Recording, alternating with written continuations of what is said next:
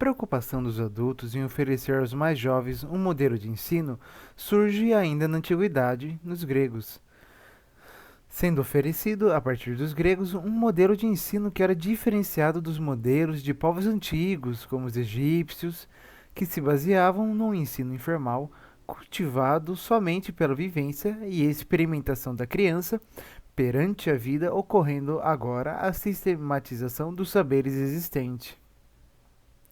Sendo em Atenas o berço da educação, temos a paideia por sua definição como formação integral do ser humano, com o sábio intuito de proporcionar uma educação sistematizada desde a infância, a fim de proporcionar uma formação de que as pessoas se tornem senhores de si, livres e respeitosos, já que, antes de tudo, a educação não é uma propriedade individual, mas pertence por essência à comunidade segundo este modelo, como uma educação consciente que pode até mudar a natureza física do homem e suas qualidades, mas ela eleva a capacidade ética do ser humano a um nível superior e melhor para si e para todos. Um fator que favoreceu a expansão da educação foi a Revolução Industrial, que ocorreu entre 1820 e 1840. Ela é marcada pela mudança da produção artesanal para a da máquina. E como as fábricas precisavam de mão de obra qualificada, ampliar a oferta de escolas para as classes mais baixas ia de encontro a essa necessidade. A configuração mais tradicional da sala de aula que conhecemos hoje, com alunos enfileirados uns atrás dos outros, é um resquício dessa época, quando o formato de fábrica passou a ser replicado pelas instituições. Para tornar a construção de fábricas ao redor do mundo possível, dois problemas precisaram ser resolvidos: a necessidade de trabalhadores para produzir e a necessidade de consumidores para suprir a superprodução. A solução para resolver o problema da falta de trabalhadores foi a criação de escolas públicas, e para resolver o problema da superprodução, fomentou-se o consumismo. Escolas são fábricas que produzem alunos em um sistema de comando e controle. Nas escolas, aprendemos o modo de pensar e agir da fábrica, seja substituível, como uma peça de uma máquina e consuma tudo o que puder. É preciso que as pessoas aprendam certas coisas, mas isso isoladamente não é o suficiente. É apenas um primeiro passo. A escola funcionou para criarmos milhões de trabalhares de fábricas, mas as escolas têm formado pessoas altamente consumistas, capazes somente de seguir ordens e implorando por aprovação da sociedade. Apesar de bons professores fazerem o que podem para criar verdadeiros artistas que trabalham apaixonadamente, o problema está no sistema que pune artistas e recompensa burocratas. Os professores são treinados para pontuar a habilidade do aluno de se encaixar nos termos do sistema. Antigamente, as pessoas viviam como muito menos do que atualmente. Não tinham quartos cheios de coisas raramente ou nunca utilizadas. Em um pequeno espaço de 2 gerações, criamos uma forte cultura de consumismo. O utilitarismo é uma corrente filosófica que aborda a questão ética e que exerce grande influência na sociedade ocidental. Tendo seu início no século XIX e se consolidando no século XX, o utilitarismo segue a máxima: agir sempre de forma a produzir a maior quantidade de bem-estar. Ou seja, a utilidade de uma ação está relacionada ao prazer que ela resultará. Por este fator, o utilitarismo se enquadra no consequencialismo, tendo as consequências das ações como padrão de certo ou errado.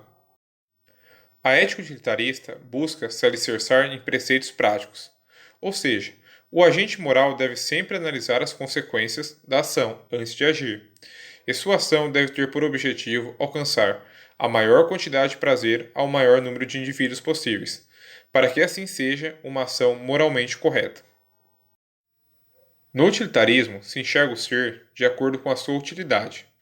Por este motivo, o utilitarismo na educação cria um modelo curricular que busca qualificar indivíduos técnicos para o mercado de trabalho, em detrimento de uma formação humanitária. Assim, uma educação focada em matemática e tecnologia é mais útil que uma baseada em filosofia e história, que teriam pouca relevância em um emprego. Esta visão coloca a importância dos conteúdos escolares de acordo com a sua aplicação útil. Aplicação esta referida a ocupações sociais, ou seja, ao mercado de trabalho.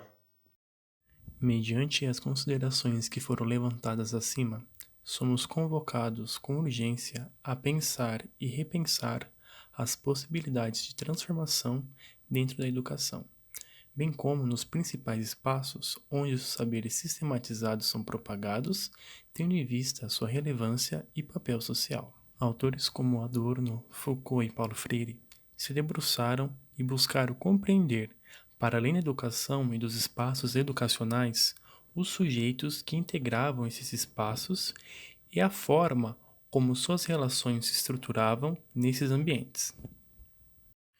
Em comum ponto entre esses autores é nítida a crítica em torno dos processos e práticas que concebem o aluno enquanto massa, ou seja, enquanto sujeito inserido numa dinâmica que atua apenas a regular e a moldar práticas e noções a serem desempenhadas nas fases posteriores à sua infância e adolescência.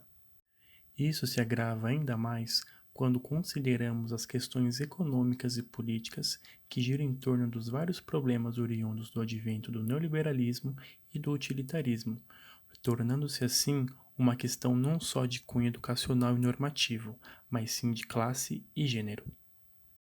Dito isso, a superação de modelos obsoletos de se fazer educação, onde a figura do educador é tida enquanto aquele que detém conhecimento, é necessária mediante a necessidade da formação de indivíduos críticos e abertos ao questionamento, com destaque à necessidade no desenvolvimento de espaços onde as multiplicidades em contextos econômicos, sociais e vivenciais são considerados e respeitados enquanto parte constitutiva do fazer conhecer.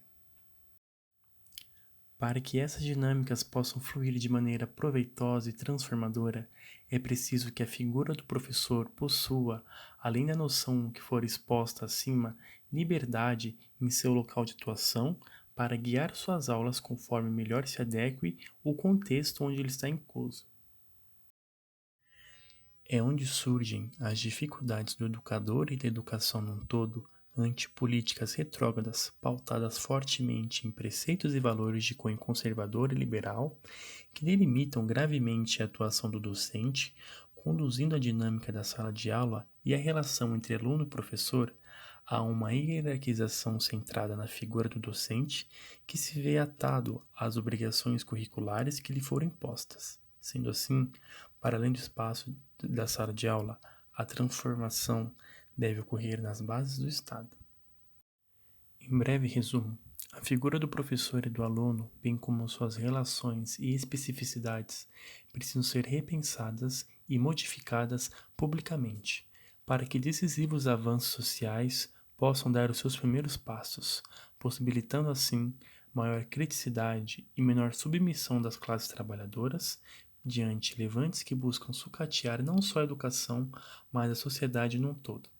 Levantes esses que são fortemente pautados em discursos ideológicos fundamentalistas, o que, em sua outra face, carregam consigo um projeto de manutenção das bases do capital e a propagação e manutenção das desigualdades em diversos níveis sociais. A educação, portanto, é a chave das transformações tanto individuais quanto sociais.